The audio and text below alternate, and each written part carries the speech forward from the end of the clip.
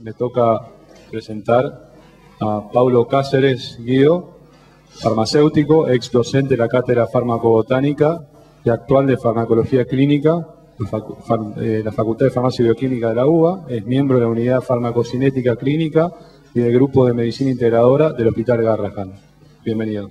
Muchas gracias por venir. Lo que se llaman hierbas o plantas medicinales son medicamentos, primero que nada, ¿verdad? Como concepto primero y fundamental, porque yo voy a tocar algunos ejemplos específicos, pero por motivos que ustedes comprenderán, van a ser solo ejemplos. A mí más me va a importar si ustedes llevan 2 o 3 conceptos importantes que acordarse de algún ejemplo concreto. Esto es lo que pasa, por ejemplo, en lugares donde la herboristería es parte de la atención médica habitual. ¿En dónde pasa esto? Ustedes ven acá, esto no es un médico acá un médico argentino, podría serlo, pero no lo es. Yo como farmacéutico se los digo que tranquilamente, pero no, esto es un hospital en China, como tantos otros hospitales en China, tienen este tipo de cosas en donde hay una farmacia de medicina tradicional china y una farmacia, digamos, más clásica, ¿no? O este otro tipo de cosas donde la misma farmacéutica acá entusiasta puede atender tanto la medicina occidental o los preparados de medicina tradicional china. Y también, por supuesto, hay este otro tipo de cosas, ¿no? Tanto por vía oral, como las que podemos llegar a conocer habitualmente, como las que algunos de ustedes, porque acá como hay mucha gente que trabaja en temas poco habituales, pueden llegar a saber que existen inyectables incluso, derivados de plantas medicinales, ¿sí? Esto es en algunos muy pocos países del mundo. Sin embargo, a pesar de que este desarrollo hay, por ejemplo, en China y en algunos otros pocos lugares del mundo, sí es cierto que gran parte de la población, probablemente el 75% o más, depende de las zonas, usan plantas medicinales.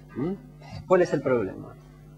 A ver, ustedes saben, lo habló el doctor Alonso hace un rato, esta es la vinca rósea, ¿sí? Es un arbusto que se usa mucho como decorativo y es cierto que se usan muchos medicamentos antineoplásicos derivados de plantas. Ahora, si ustedes leen atentamente, la charla de hoy era plantas medicinales en el paciente oncológico, beneficios y riesgos. Es decir, la idea no era ni abordar todos los derivados de plantas que han terminado como medicamentos oncológicos, ni abordar específicamente cómo los medicamentos oncológicos pueden prevenir o curar el cáncer. No se trata de eso, la charla de ahora. Se trata de cuál es la relación adecuada que debería tener, según mi criterio, que trato de reflejar un poco la tendencia mundial, que a mi parecer es más apropiada, la relación entonces entre un paciente oncológico y las plantas medicinales. Por supuesto, en el medio está el médico, ¿no es cierto? Existe, sobre todo para productos alimenticios, por parte de la FDA, que es uno de los entes que vamos a tomar como referencia en general, la Food and Drug Administration de los Estados Unidos, un listado de productos que son generalmente reconocidos como seguros. Este tipo de cosas son las que ustedes pueden encontrar. Hay una gran base de datos. Acá, por supuesto, no es la intención que vean detalles, pero sí ustedes pueden buscar. Dentro de estos hay algunos derivados de plantas, extractos de plantas o plantas directamente. La mayoría son agregados, digamos, químicos agregados para darle determinadas características particulares a los alimentos. Se saben que muchas de estas tienen dosis habituales, digamos, de consumo habitual, que pueden ser seguras. Pues esta es una fuente entonces muy importante para que ustedes verifiquen a ver si efectivamente lo que está consumiendo la persona, desde el punto de vista de lo que es una hierba medicinal, está o no está en este listado para saber si es segura al menos. Ahora, desde el punto de vista de la regulación, era una pregunta, y de cómo uno se relaciona con las plantas. ¿Cuándo uno confía en una planta medicinal para un uso específico? Pues hay como 2 grandes tendencias que hay que tratar de unir. Una es esta, bueno, este es un caso específico, ¿no? Donde hay la conclusión a la que se arriba va tomando un número de acuerdo al tipo de compuesto particular dentro del listado de GRAS. La ANMAT refleja unas normativas que son nacionales, pero que se adecúan en las normativas del Mercosur, que dicen claramente lo que es un medicamento fitoterápico, pero además dice esto, que yo me permito leer con ustedes. Se define como los medicamentos que contengan como principio activo drogas vegetales, puras y o en mezclas definidas de estas, y o preparados de drogas vegetales, y esto yo no lo subrayé yo, ya estaba subrayado.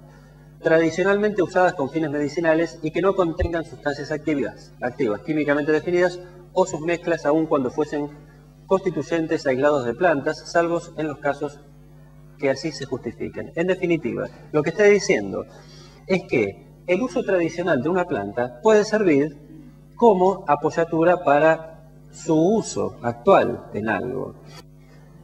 ¿Qué significa en otro sentido? Que para las plantas medicinales existe una forma diferente de ver la actividad respecto de cómo se analiza la evidencia científica en un medicamento, digamos, habitual, la medicina alopática moderna, podríamos llamar. ¿Eso quiere decir que hay que tener solamente en cuenta el uso tradicional? No. El empirismo, es decir, el yo uso esto porque a mí me han contado, porque la tradición dice, porque se usa hace muchísimos años, es importante. Pero, porque es importante no lo digo yo, es importante. Ahora, ¿es suficiente? Naturalmente que no es suficiente, se pueden correr muchos riesgos. Entonces, cuando hablamos de que no es suficiente, tenemos que hablar de esto. Tenemos que hablar de cuál es la evidencia. Grados de evidencia científica que son respecto, por ejemplo, de la fuerza de recomendación de uso. Ustedes saben, A es sólida evidencia para un uso, así va hacia B, que va disminuyendo la evidencia, o C, y cambia en D cuando la evidencia es aceptable contra un uso. Incluso, peor todavía, cuando hay sólida evidencia contra el uso. Bien, entonces, tomemos, sí, algún ejemplo. La codeína, ustedes saben perfectamente lo que es, o la morfina, saben que es un alcaloide, que viene de dónde, del opio. ¿De dónde viene el opio? De una planta que es el Papaver somniferum. Es esto, ¿sí? Es de la misma familia de la Celedonia mayor. La Celedonia mayor, Chelidonium majus, es la única planta, según una de las fuentes que yo después les voy a nombrar al final, que tiene hoy evidencia B de uso en cuanto a actividad anticancerígena. Todo lo otro que dijo el doctor Alonso y todo lo que ustedes van a leer y leer y leer, la mayoría de los que tienen cierta evidencia tienen evidencia C.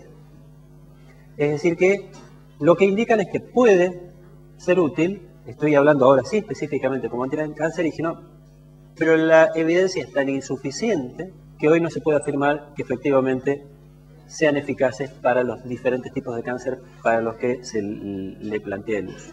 Incluso, ustedes ven una revista de ahora, de no hace muchos años, esto ya podría llegar a ser un poco viejo, pero bueno, habla de Ukraine, cuando habla justamente de esta planta. ¿Qué es Ukraine? Ukraine es un producto comercial que dice, yo no sé si se llega a leer, que dice que la sustancia activa es un alcaloide, ¿sí? Y derivados del alcaloide. Dice que tiene una composición X, dice, pero uno va leyendo más, dice que es un derivado de alcaloides de la Celedonia mayor, ¿sí? Y que hay una cantidad de estudios científicos y demás, y que modula el sistema inmune y que combate, entre otras cosas, una cantidad de tumores. Hay una cantidad de descripciones que ustedes pueden entrar en la página ukraine.com.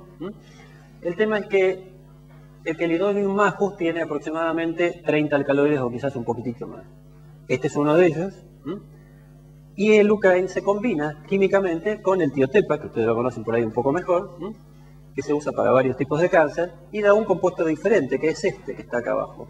En otras palabras, hoy la evidencia científica más importante que hay respecto de una planta ni siquiera es de la planta directamente, sino de un derivado químico de la planta.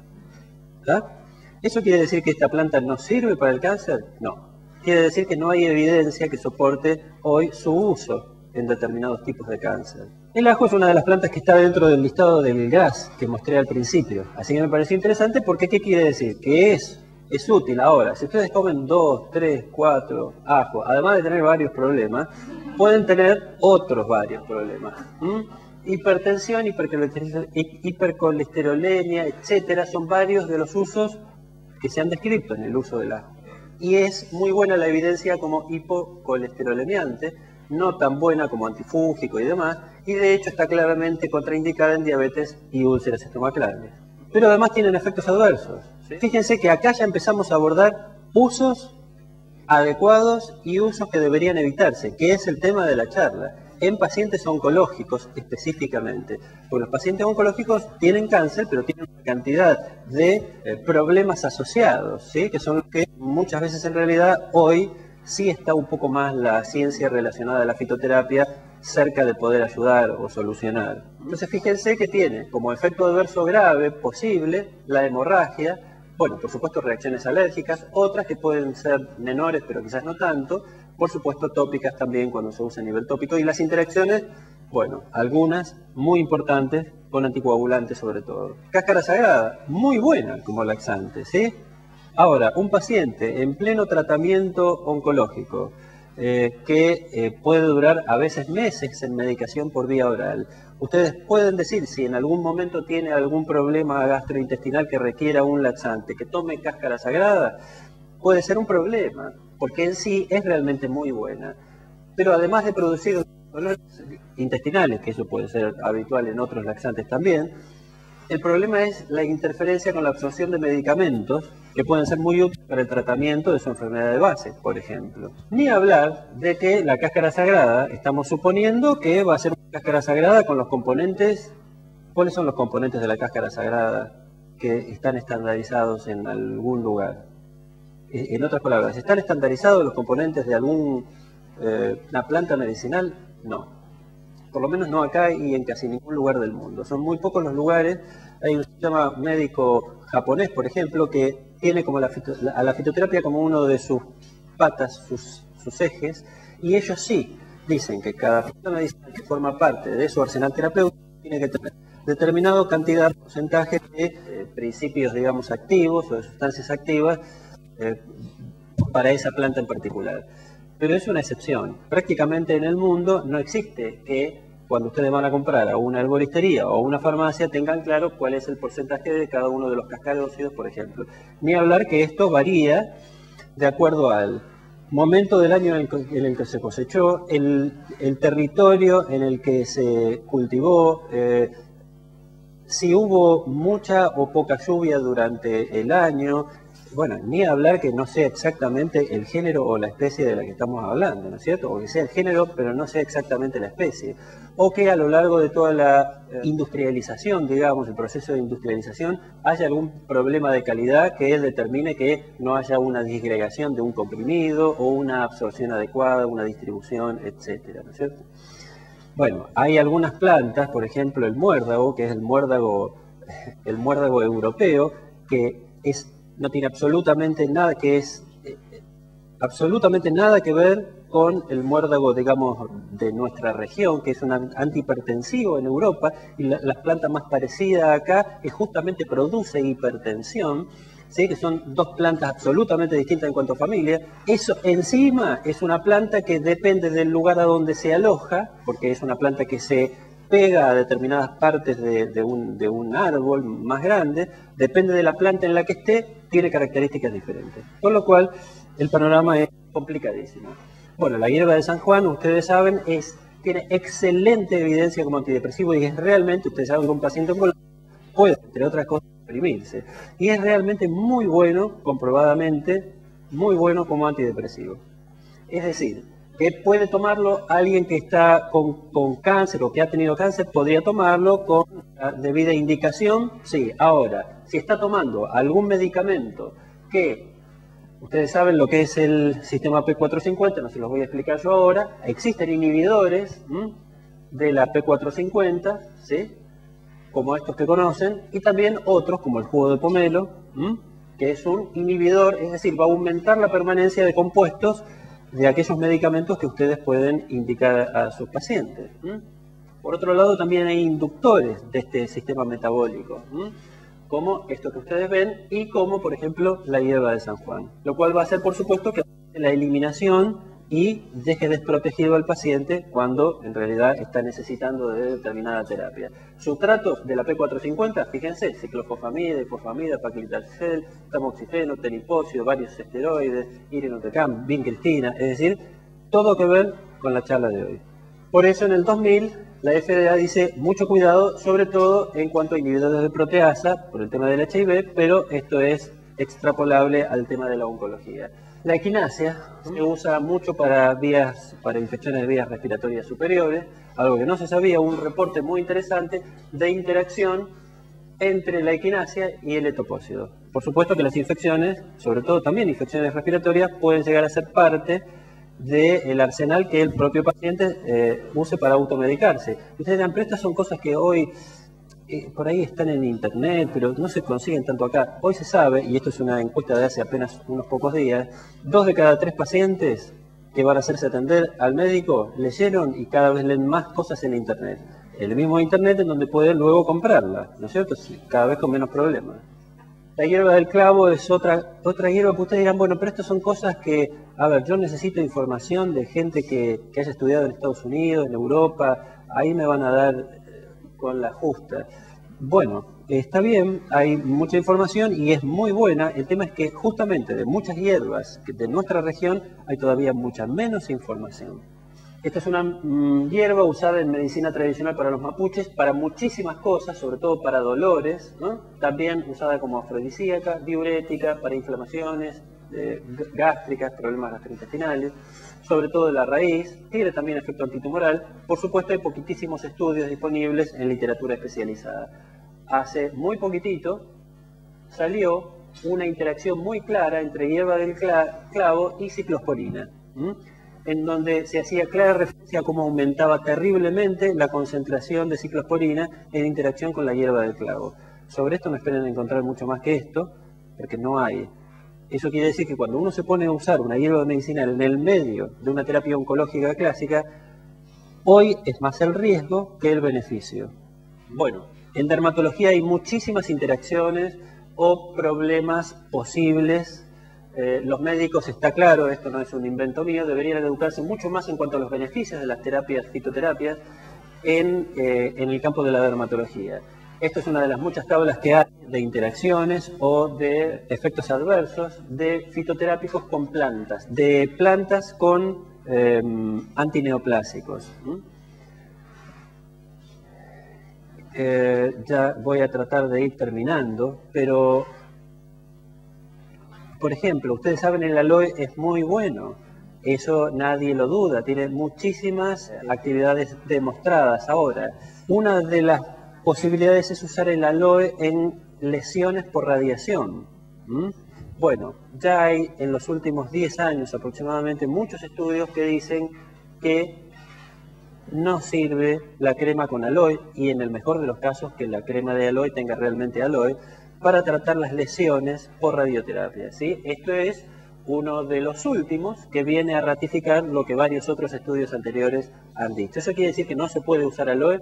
Podrán usar aloe, pero no esperen que eso mejore significativamente el resultado de una lesión por radioterapia. Bueno, a ver, la lavanda, ustedes saben para qué sirve. Entre otras cosas, sirve para tranquilizar, y es muy bueno. El problema que le pasó a estos chicos, que eran 3 muchachos, que le empezaron a crecer las mamas con un jabón que tenía tea tree oils y también lavanda, ¿sí? Entonces empezaron a generar ginecomastia, ¿sí? Entre otros problemas. ¿Tá? Entonces es un problema. Ustedes dicen, bueno, vos podés relajarte y fíjate si te bañás con algún jabón con lavanda. No más esto lo voy a pasar así a la velocidad de la luz, porque hay pocos estudios, al final lo vamos a ver, pero esto es algo que nosotros venimos trabajando en el Hospital Garrahan en combinación con la Facultad de Farmacia y Bioquímica, la Fundación Instituto del Loar y el CONICET. Hicimos sabiendo que los antibióticos son un problema que también afecta a los pacientes oncológicos y que hay muy pocos antibióticos en el mercado mundial, sobre todo en los últimos años. Incluso hay un proyecto que dice para el 2020 debería haber por lo menos 10 nuevos antibióticos y hasta ahora hay solo 1 nuevo.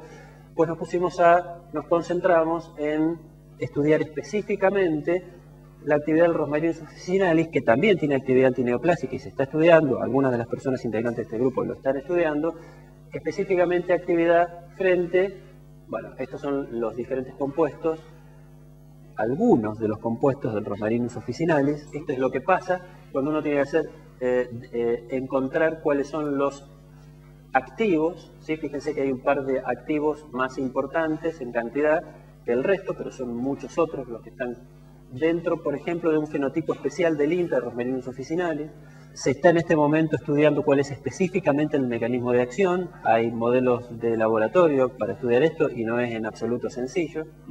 El objetivo de nuestro trabajo fue estudiar la eficacia de bioactivos aislados de plantas de romero contra bacterias, en general multiresistentes, ¿sí? Previamente había ensayos in vitro, y por supuesto este protocolo fue aprobado por comité de docencia e investigación. Incluso hicimos un trabajo también en animales, que lo estamos haciendo, lo estamos siguiendo. El objetivo general es investigar bioactivos de Rosmarinus officinalis con actividad antimicrobiana en cepas aisladas de los propios pacientes del hospital.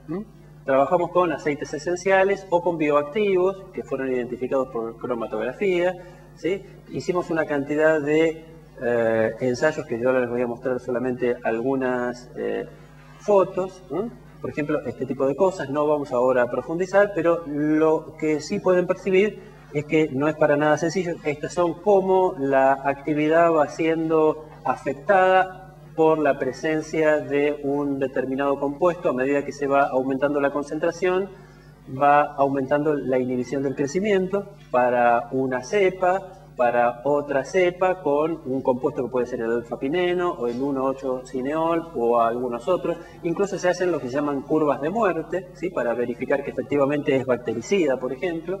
Y bueno, encontramos que algunos de los bioactivos son específicamente muy buenos para tratar algunos estáfilos multiresistentes. Incluso estas son algunas imágenes de algunos ratones con los que estamos trabajando en este momento.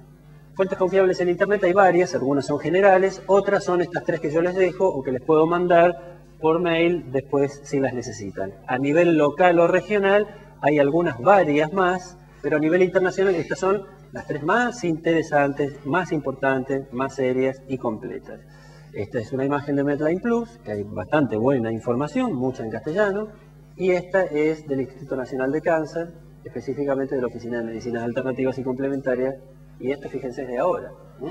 Plantas medicinales, por favor, en embarazadas, en neonatos, absolutamente prohibida. Fitoterapia depende, ¿sí? Depende del momento, depende del paciente, depende del estadio, etc.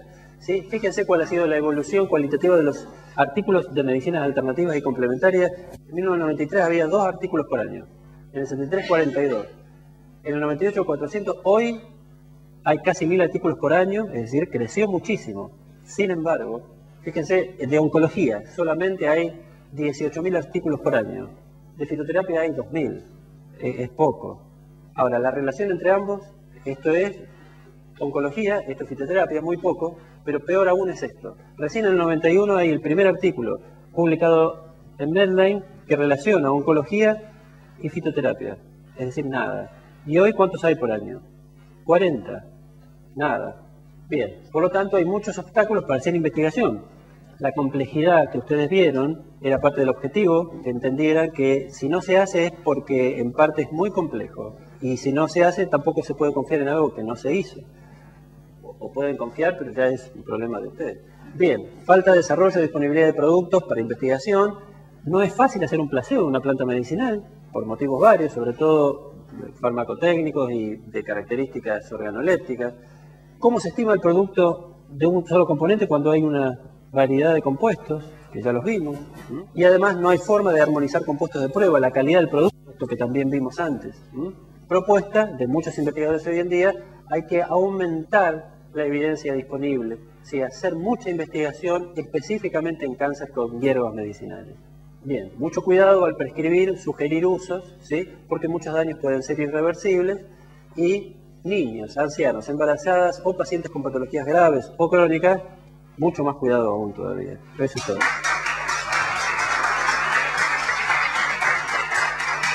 Bueno, muchas gracias por la al contrario. Clara presentación, la verdad que fue reveladora y es muy importante tener por lo menos información clara, algunas guías y por otro lado saber que hay muchos pacientes que no reconocen al médico los compuestos que toman y eso es una cuestión mayor porque uno no sabe que lo están tomando, están prescribiendo drogas y las interacciones pueden ser muy complejas. Yo diría nomás, hacer de cuenta que no existe no hace que el problema desaparezca. Esto seguro lo dicen desde los griegos para acá, todo el tiempo, todo el mundo, pero en la práctica uno actúa como si esta frase no existiera.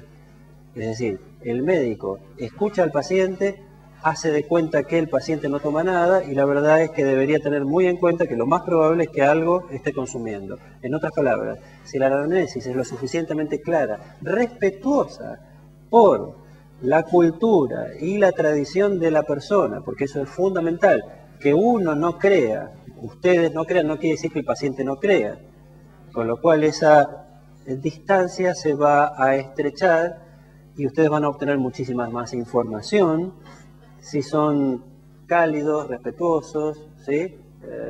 Contenedores, porque incluso nosotros hicimos una encuesta, lo hicimos con enfermeras del hospital, porque sabemos que las enfermeras son las que están más tiempo en contacto y las enfermeras están casi en un 90% de acuerdo con el uso de, en general, medicinas alternativas y complementarias, y son las que están todo el tiempo con los pacientes. Así que no solo sabemos que las usan, sino sabemos que quienes más están en contacto están de acuerdo.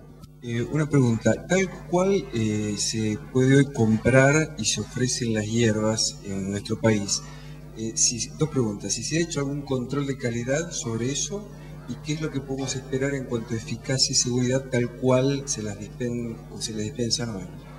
Bien, si ustedes llegan a encontrar en algún momento falta de eficacia, interacciones o eventos adversos de alguna planta medicinal, tienen la obligación moral y profesional de denunciarlo a la ANMAT, ¿sí?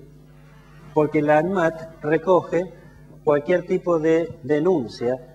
Como yo bien dije al principio, las plantas medicinales son medicamentos, con lo cual ellos ahora, después de escucharlo, ¿qué es lo que van a hacer? Eso ya no es algo que me compete a mí, debería haber alguien de ANMAT, pero probablemente no pueda decir demasiado, porque los controles que se hacen son muy pocos. Solamente una franja muy estrecha de plantas medicinales tienen muy buenos controles. Controles, podríamos decir, por profesionales especializados en el tema, que uno sabe, que saben y que trabajan muy bien.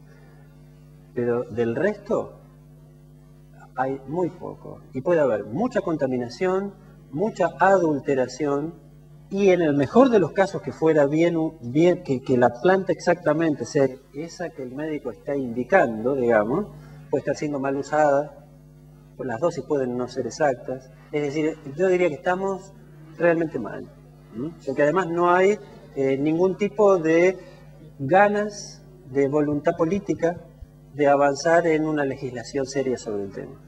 Bueno, muchas gracias por la presentación.